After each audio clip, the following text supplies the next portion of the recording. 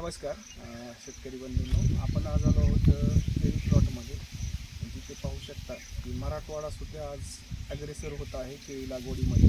तिथे पश्चिम महाराष्ट्र, जळगाव यासारख्या विभागासाठी हे कॉमन गोष्ट आहे.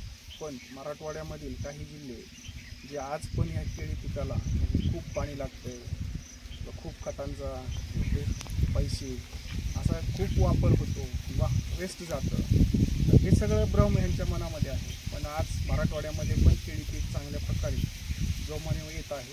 त्यामध्ये आम्ही या ठिकाणी पाहू शकतो की वेगवेगळ्या पद्धतीचा अवलंब करून केळी पद्धती लागवड पद्धत हे तुम्ही पाहणार आहोत.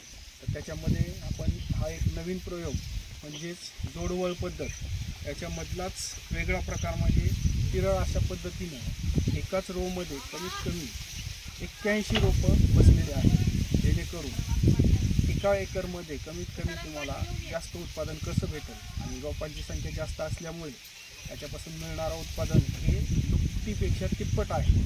तर हे तुम्हाला कशा प्रकारे लागवड करता येईल हेच तुम्ही इथं पाहणार आहोत. तर साधारण आम्ही इथं G9 रोपाची लागवड केलेली आहे.